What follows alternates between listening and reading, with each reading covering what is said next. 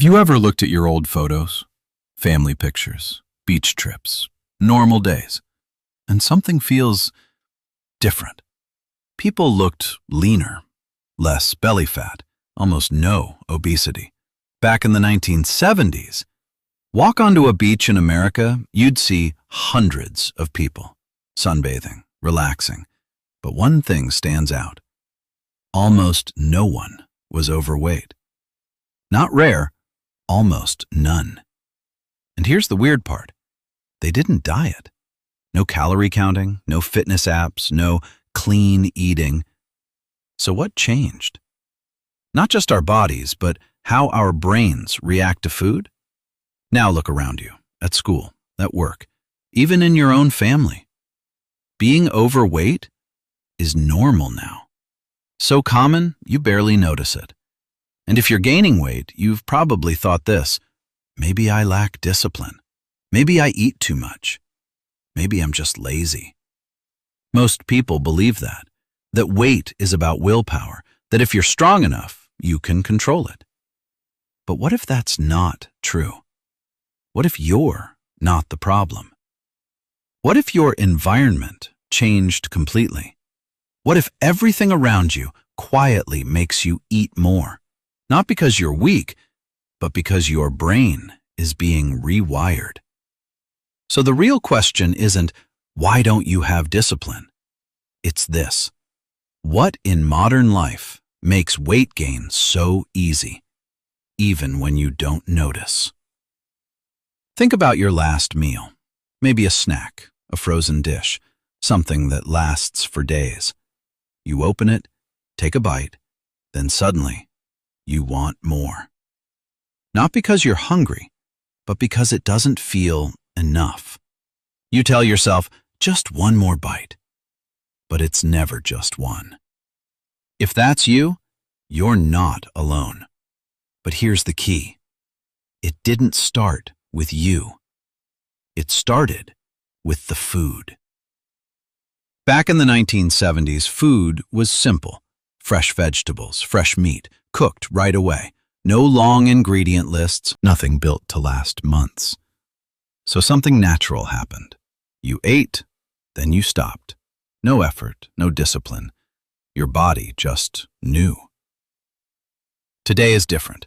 Food isn't just fuel anymore. It's engineered, designed to keep you eating. If it lasts 6 months, it's been heavily processed. And in that process, it loses the "I'm full" signal. Instead, it hits your brain differently. Your brain sees reward, sugar, salt, fat. Together, they create a powerful effect. Your brain says, "This is good. Keep going." But your brain doesn't know it's artificial. It reacts like it's survival. In nature, high-calorie food is rare, so your brain learned, when you find it, eat a lot. But now, that opportunity is everywhere, every day. That's why you don't stop. Not because you're weak, but because your stop signal is blurred. You snack while watching videos. You eat when you're already full. You open the fridge for no reason. And you blame yourself. But your brain is doing exactly what it was built to do. The environment changed. Your brain didn't. Now, think about your day. You wake up, sit for breakfast, sit at work, scroll on your phone. Even when tired, you're still sitting. Then you wonder, why don't I burn calories? But you're not lazy. You just don't need to move. Everything is designed for convenience. Elevators, motorbikes, food delivery. You can go all day barely moving. And your brain loves that. Because your brain is built to save energy, not burn it. In the past, energy was scarce. You had to walk for food, work physically to survive. So your brain learned, choose the easier option. Back then, that kept you alive. Now, it keeps you inactive. In the 1970s, life was different. People walked more. Jobs required effort. Kids had no screens. They ran outside, played for hours. They didn't exercise, they just moved. That's the difference. Before you had to try to sit all day, now you have to try to move. And here's something important. When you sit too much, your body adapts. You burn less energy. You feel less like moving. Not because you're weak, but because your system adjusted. You get home, you know you should work out, but you lie down instead. Not laziness, just your brain saving energy. Over time, doing nothing becomes normal, automatic. That's why the less you move, the less you want to move. Not your fault, just your environment. Have you ever finished eating but still wanted more?